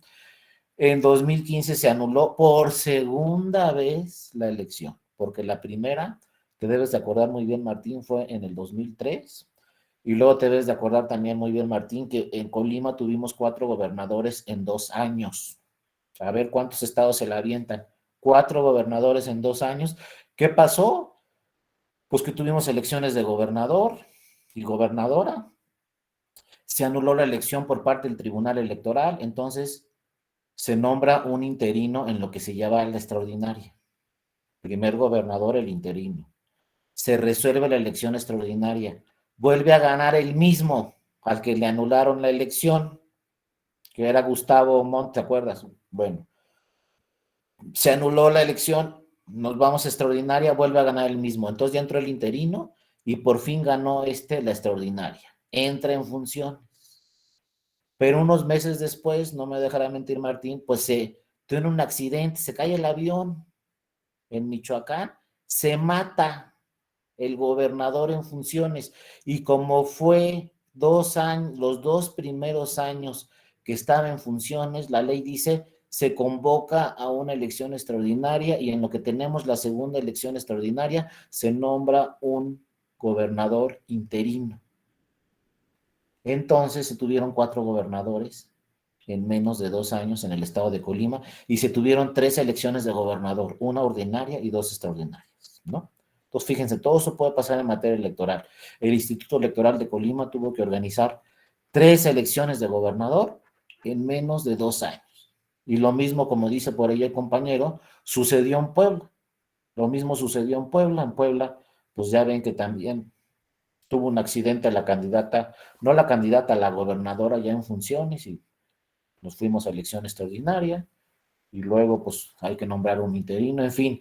En materia electoral hay cosas que suceden que no suceden en otras materias, y les digo, todo es diferente, los plazos son diferentes, las pruebas son diferentes, la legislación es diferente, los tribunales son distintos, solamente revisan temas electorales, no revisan ningún otro tema, porque los plazos son tan breves para resolver que no puede haber un tribunal que vea varios temas, solamente el electoral.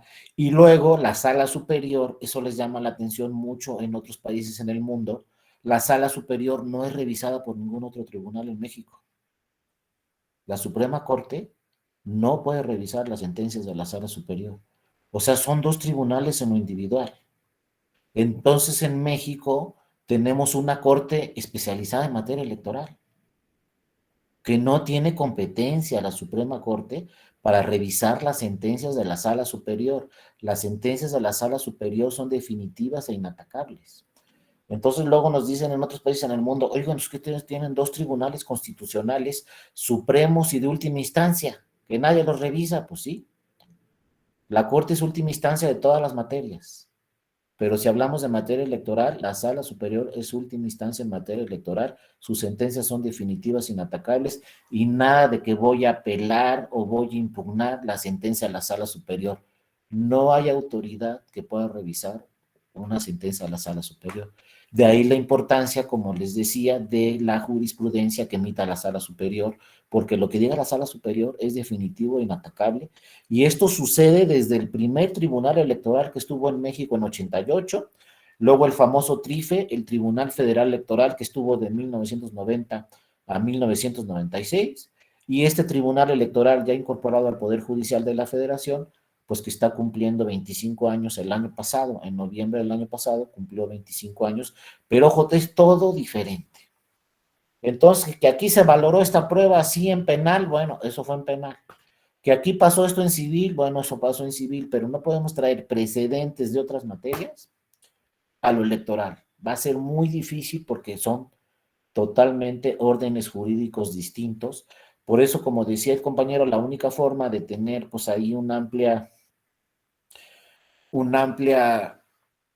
conocimiento de la materia electoral, pues es revisando sobre todo qué dice la Sala Superior, porque a lo mejor reviso qué dice un tribunal electoral local, pero luego la sentencia del tribunal electoral local la revoca la Sala Superior. Entonces, finalmente, el criterio que va a prevalecer, pues será siempre el criterio de la Sala Superior. Luego la ley también nos dice que la jurisprudencia de la Sala Superior, pues es obligatoria para todas las autoridades electorales, entre ellas el INE, los institutos estatales electorales y los tribunales electorales estatales, pues deben darle seguimiento a la jurisprudencia también de la Sala Superior, porque si no, pues les van a revocar sus sentencias ya en la instancia nacional o en la instancia federal, ¿no? Entonces, pues son cosas diferentes y hay que darle seguimiento. Si les interesa en realidad mucho la materia electoral, pues tenemos que partir de esa base. Son leyes diferentes, tribunales diferentes, autoridades diferentes, y la gran ventaja que tienen es que si presentan una demanda ante un tribunal electoral, pues ya saben que pronto van a tener una sentencia definitiva.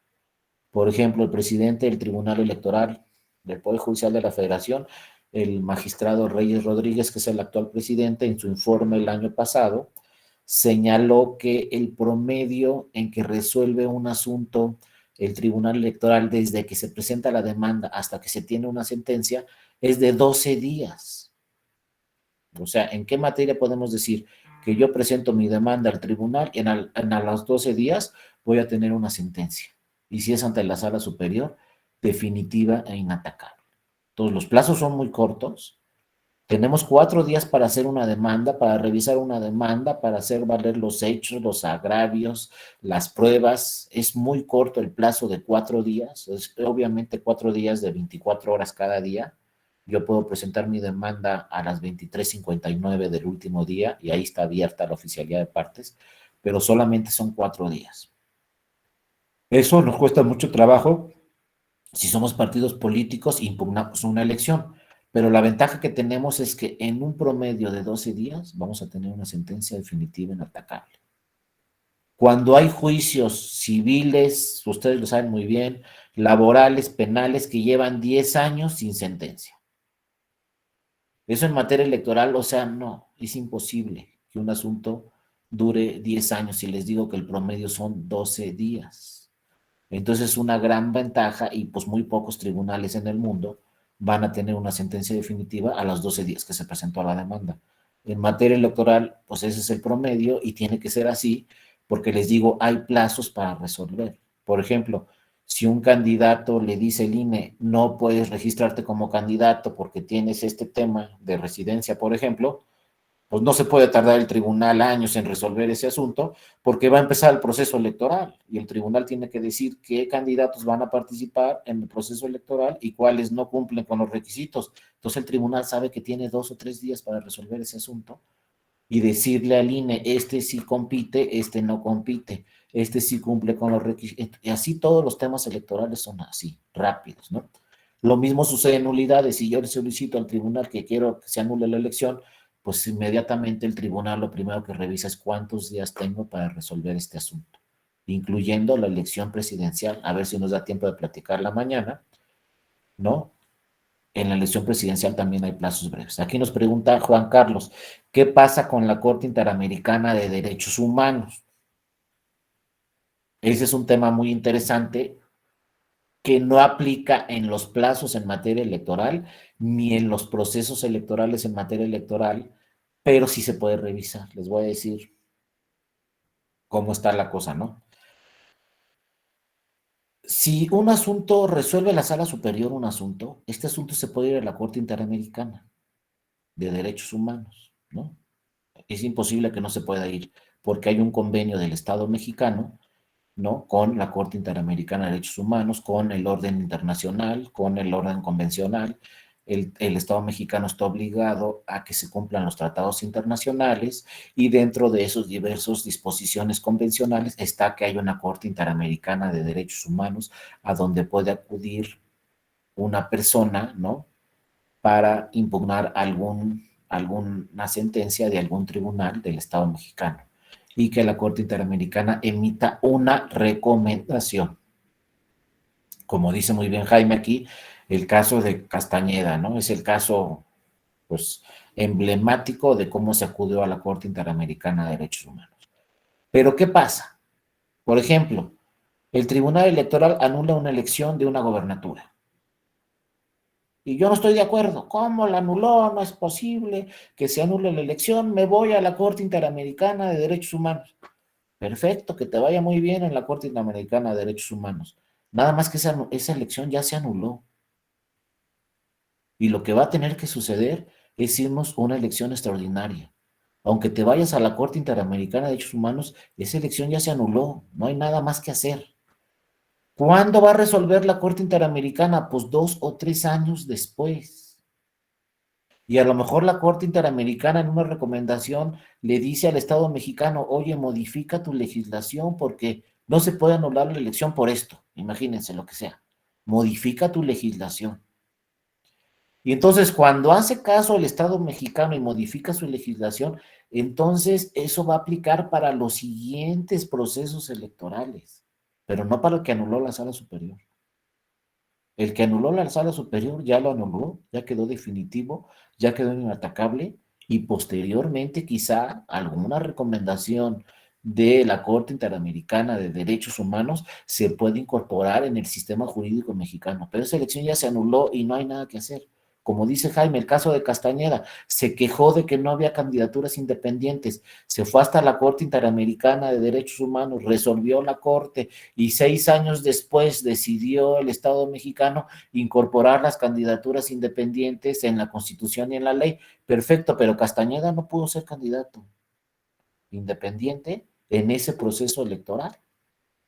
Por eso les digo, las sentencias de la Sala Superior para los procesos electorales son definitivas e independientes. Si después ya sucede algo, pues hará años después. Pero si la Sala Superior anula la elección presidencial, ya se anuló y no hay nada que hacer más que convocar una elección extraordinaria.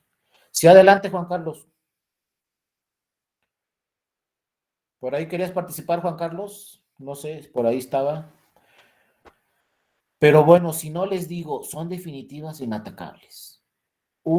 Si yo voy a la Corte Interamericana de Derechos Humanos, eso no va a interrumpir el proceso electoral, eso no va a interrumpir la calificación de una elección, esa va a quedar definitiva e inatacable. Ya después a ver qué nos da como recomendación la Corte Interamericana de Derechos Humanos y luego a ver si acata esa recomendación el Estado mexicano, porque muchas veces dice que sí, pero luego ya ven Castañeda hace 5, 6, 7 años, no me acuerdo cuánto tiempo duró, en hacerle caso a la recomendación de la Corte Interamericana.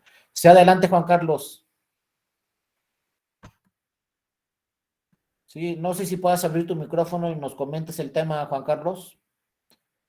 O por ahí traes problemas todavía. Ah, no, no puedes, ok. Sí, pues Juan Carlos nos dice aquí en el chat que el tema de violencia política en razón de género, a ver si ahorita puede volver a regresar. Es un tema que a ver si lo podemos platicar mañana. Porque yo les dije, si les está interesando el tema, van a tener que entrar al diplomado de nulidades. Imagínense, vamos en la primera lámina, compañeras y compañeros. Primera lámina y son 9:40. No, pues ¿cuándo vamos a acabar? Les dije, este tema no es para 2 sesiones. Todavía no terminamos la primera lámina. No, hombre, pues no vamos a acabar nunca, pero bueno, todos los temas son importantes, hay que revisarlos, pero si les va interesando el tema, después entren a el diplomado entero de nulidades. Ahí también yo estoy con ustedes y doy 5 o 6 sesiones. Prácticamente dura, ahí me preguntó un compañero, prácticamente dura un mes el diplomado de nulidades. Son sesiones diarias de 2 horas y aproximadamente dura un mes, pero entonces ya vamos viendo cada tema en lo particular, en lo específico, con ejemplos, con precedentes del tribunal, cuándo no anuló, por qué anuló, nos metemos ya de lleno al tema del recuento, etcétera. No sé, no es que lo esté promocionando, pero de veras, si les llama la atención, entren al diplomado de nulidades. Bueno, para seguir con la lámina esta, porque si no acabamos la primera lámina, entonces imagínense, después de todo este tema del voto nulo, viene otra figura en nulidades que es de votación recibida en casilla y de una elección. O sea, yo puedo alegar ante los tribunales si un voto es nulo y válido. Y ya quedó claro, un voto nos puede resolver una elección en un ayuntamiento. Hemos tenido elecciones empatadas, así como lo escuchan. Llegaron empatados al tribunal. O tuvimos una elección de diputaciones locales hace poco en Quintana Roo, donde un candidato le ganó al otro por 5 votos. Pues el que quedó en segundo lugar fue al tribunal, impugnó 7 votos, tenía razón, alcanzó al primero y lo rebasó. Y como el primero no impugnó ningún solo voto, se quedó ahí celebrando que había ganado la elección en vez de impugnar votos del segundo lugar, pues el primer lugar no impugnó ningún voto, el segundo lugar impugnó 7, tenía razón el segundo lugar, rebasó al primero, entonces el segundo subió al primero, el primero bajó a segundo, porque tenía, se los digo así, ni modo, malas abogadas o abogados el primer lugar, no impugnó ningún voto, pues lo alcanzaron y lo rebasaron. Y entonces el segundo lugar quedó en primero, el primero bajó a segundo y no pudo hacer nada el primer lugar porque lo que tenía que haber hecho sus abogadas y abogados era impugnar votos del segundo lugar también para aumentar su ventaja. No vaya a ser que me alcance el segundo y me rebase, como sucedió, lo alcanzó el segundo lugar, lo rebasó y entonces hubo un cambio en el resultado y el primer lugar bajó a segundo y el segundo subió a primero. Bueno, eso es con relación a un voto, pero también la legislación de nulidades nos dice: tú puedes ir al tribunal y solicitarle que anule la votación recibida en una o varias casillas en el ayuntamiento o en el distrito. Entonces, todas las legislaciones, ya sea local o la general, nos hablan de causales de nulidad. Por lo general, en todos los estados y a nivel federal, son 11 supuestos para anular la votación recibida en una casilla. Los vamos a ver mañana, pero nos dice la ley, si pasa esto se puede anular la votación en una casilla, si pasa esto también, si pasa esto, o sea, son 11 supuestos. Pero lo que sí debe quedar muy claro es que si se anula la votación en una casilla, se anulan todos los votos que se recibieron en esa casilla, al cómputo distrital o al cómputo municipal, todos los votos. O sea, ¿a qué me refiero con eso? También los míos, del que impugnó. Por ejemplo, una vez me llegó un expediente, porque yo también, además de ser profesor investigador en la Escuela Judicial, pues he sido en muchas ocasiones secretario de estudio y cuenta en ponencias, ¿no? He resuelto, he proyectado asuntos, los he resuelto. Una vez me llegó un asunto que me llamó mucho la atención, porque el que impugnó fue el PAN, así se los digo, porque muchos dicen el partido A, que el partido B, que el verde, que el azul, no, ¿cómo está? El PAN. Llegó el PAN y le dijo al tribunal, quiero impugnar la votación en esta casilla. Fíjense el resultado en la casilla. PRI, 100 votos. PAN, 98 votos. Estoy hablando nada más de la casilla, de resultados en esa casilla. PRI, 100 votos. PAN, 98. PRD, 96. Parece que estoy viendo todavía exacta. PRD, 96. Verde Ecologista, 17. Y PT, 8 votos. Así fue el resultado en la casilla, ¿no? 100, 98, 96, 17 y 8 votos. Entonces, ¿quién creen que impugnó la votación recibida en esa casilla? Porque no llegaron los escrutadores. El que impugnó fue el PAN, que tenía 98 votos. Entonces, fue hace mucho tiempo este caso, ¿no? Llegó el caso al tribunal y entonces el tribunal resolvió, no, pues en ese tiempo se decía que si no llegaron los escrutadores a la casilla y no se sustituyeron por ninguna otra persona, se tenían que anular los votos. Es un criterio que ya no está, pero antes sí estaba. Entonces, se anuló todos los votos de la casilla. Cuando se anulan todos los votos de una casilla, pues al cómputo distrital se le quitan esos votos, porque ya no cuentan, porque se anularon todos los votos de esa casilla. Entonces, fíjense lo que pasó, del cómputo distrital le quitaron 100 al PRI, le quitaron 98 al PAN, que impugnó, le quitaron 96 al PRD, le quitaron 17 al Verde y le quitaron 8 al PT. ¿Quién salió ganando? Pues el PT, porque al PT nomás le quitaron 8 votos del cómputo distrital y al que impugnó, que fue el PAN, le quitaron 98 votos. ¿Por qué impugnó el PAN? Porque quería quitarle 100 al PRI. Ah, bueno, está bien, le quitaste 100 al PRI, pero a ti te quitaron 98. Y al PT nomás le quitaron 8. Entonces, ¿te convino impugnar o no? Bueno, si te ganó el PRI por un voto, pues sí te convino impugnar, porque a ti te quitaron 98 y al PRI le quitaron 100. Pero si no te ganó el PRI por 1 o por 2 votos, pues no te convino impugnar esa votación en esa casilla, porque a ti te quitaron 98. Por eso les digo que lo electoral no tiene nada que ver con otra materia. Fíjense, al que impugnó también le quitan votos. Y ese asunto siempre me ha llamado mucho la atención, porque digo, bueno, aquí el PAN, ¿por qué impugnó? Pues si le quitaron 98 votos. A lo mejor no se dio cuenta bien, impugnó por impugnar, y resulta que del cómputo distrital al PRI le quitaron 100, pero a él le quitaron 98, al PRD le quitaron 96, y al PT nomás 8. Pues ¿quién subió en el cómputo distrital? Pues el PT. Se acercó más a los otros partidos políticos. Pero es así como una fórmula matemática que hay que ver cuántos votos le quieres quitar al primer lugar, aunque a ti también te van a quitar tus votos en esa casilla. Y entonces se ha cuestionado mucho, oye, es que yo si impugno la votación en una casilla, ¿por qué se van también mis votos? Si a lo mejor la irregularidad en la casilla fue del PRI o fue de Morena, ¿por qué también se van los votos del PAN? Pues porque así está el sistema de nulidades, se van todos los votos de todos los partidos porque hay una irregularidad en la casilla. Y por ejemplo, aquí está cuál fue la irregularidad, no fue de ningún partido. La irregularidad fue del INE o del IFE en ese tiempo, porque no llegaron los escrutadores y no los sustituyeron. Y entonces la casilla nada más funcionó con el presidente y el secretario. ¿De quién fue el error? Pues de la autoridad administrativa, que tenía que haber suplido, ¿no?, a estos escrutadores. Y no hubo suplencia, y entonces el criterio del tribunal es anular toda la votación en esa casilla. Y entonces también se van los votos de todos por un error de la autoridad administrativa. Entonces hay que tener cuidado. Eso es lo que siempre van a hacer los partidos políticos en una elección. Ah, ya quedé en segundo lugar, pues voy a buscar todas las casillas en donde el primer lugar ganó muchos votos y yo tenía muy pocos votos en esa casilla para ver si alcanzo al primer lugar y lo rebaso. Y se dan muchos casos, hemos tenido muchos casos en el tribunal donde el segundo lugar alcanza al primero, lo rebasa y como el primer lugar no impugnó la votación en ninguna casilla, pues lo rebasaron y así se quedó.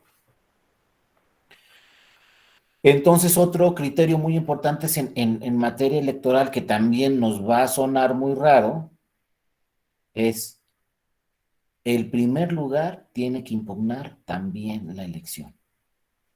Ese es otro criterio que muy pocos conocen, pero se debe de conocer. Ah, ya gané la Diputación Federal tal. Ah, el INE ya me dijo que el cómputo distrital me favorece. Ah, perfecto, te favorece el cómputo distrital. Pues hay que impugnarlo. Pero ¿cómo? Si ya gané. Si el INE me está diciendo que yo tengo la mayoría de votos en ese distrito, que soy el candidato ganador, ¿por qué voy a impugnar? Ojo, no la elección. Cuando se impugna, hay tres cosas que se deben de impugnar. El cómputo distrital, la validez de la elección y la constancia de mayoría y validez que le dan al candidato ganador. Aquí, como yo soy el ganador, no voy a impugnar la elección, pues ya gané, no quiero que se anule. Tampoco no voy a impugnar la constancia donde me están diciendo que cumplo con los requisitos y que soy el candidato ganador. Tampoco voy a impugnar eso. ¿Qué voy a impugnar? El cómputo distrital. Pero ¿cómo que el cómputo distrital si te está diciendo que tú ganaste? Sí, pero del cómputo distrital lo que voy a impugnar son las casillas donde perdí. Porque si bien es cierto yo gané la elección, no gané en todas las casillas. Entonces, ¿qué voy a hacer? Impugnar las casillas donde quede en segundo o en tercer lugar. ¿Por qué? Porque el segundo lugar va a impugnar las casillas donde él perdió y en una de esas me alcanza y me rebasa. Por ejemplo, si el segundo lugar impugna 5 casillas donde yo tenía 500 votos y el segundo lugar nada más tenía 100, y tiene razón el segundo lugar en esas 5 casillas, pues le van a dar 400 votos de cada casilla, me los van a quitar a mí. O sea, en esas 5 casillas, al primer lugar que tenía 500 votos, le van a quitar esos 500 votos, y al segundo lugar que tenía 100, le van a quitar nada más 100. Entonces, en cada casilla, a mí como primer lugar me van a quitar 400 votos. 400, 400, 400, 400. ¿Cuántos son por 5 casillas? 400 votos. Son 2,000 votos que le van a quitar al primer lugar en esas 5 casillas. Y el segundo lugar, que nada más tenía 100 votos en esas 5 casillas, le van a quedar pues 100, 100, 100, 100, 100, 500. Entonces, al primer lugar le quitan 2,000 votos y al segundo lugar 500. Entonces, ya hay una ventaja de 1,500 votos que le van a quitar al primer lugar. Y si la diferencia entre el primero y segundo lugar en toda la elección fue de 1,000 votos y le van a quitar 1,500 al primer lugar, pues entonces yo lo voy a alcanzar y lo voy a rebasar, porque me ganó por 1,000 votos, pero con estas 5 casillas le van a quitar 1,500, pues entonces yo lo voy a alcanzar y le voy a ganar por 500 votos.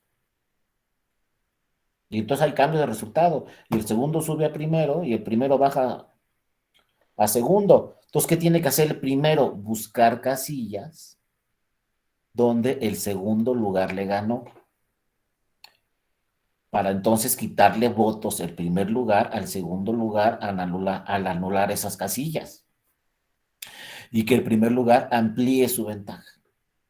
Por eso muchas veces suena raro, pero el primer lugar tiene que impugnar el cómputo distrital.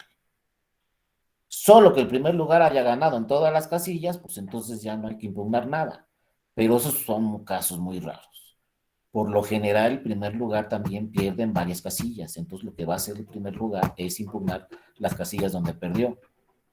Entonces, en una elección de diputaciones federales, por ejemplo, nos puede llegar demanda del primer lugar y demanda del segundo lugar. Y a lo mejor nos llega demanda del tercer lugar. Y todos los partidos quieren aumentar su ventaja. Nos puede llegar demanda del cuarto lugar. Y uno dice, ¿y el cuarto lugar qué está alegando? Si no va a alcanzar al primero ni al segundo. Bueno, quiere más votos para efectos de RP. Entonces, ¿qué está alegando? RP, porque quiere meter por ahí un diputado de RP, y para meter un diputado de RP, pues necesita tantos votos, entonces va a anular casillas para tener más votos. O sea, ojo, en el electoral todos pueden impugnar y cualquiera tiene pues diferentes justificaciones. También nos puede llegar una demanda del último lugar en la elección. ¿Y qué quiere este que presentó el último lugar? ¿Por qué está impugnando casillas? Porque quiere conservar su registro con el 3%. Entonces, para alcanzar el 3% tiene que impugnar no sé qué casillas o no sé qué número matemático ya sacó que quiere, entonces llega el último lugar a impugnar. Fíjense, la elección presidencial, ya con esto terminamos hoy, la elección presidencial del 2018 pasó a la historia y nadie se dio cuenta. Y no pasó a la historia porque ganó Morena, ni porque ganó López Obrador.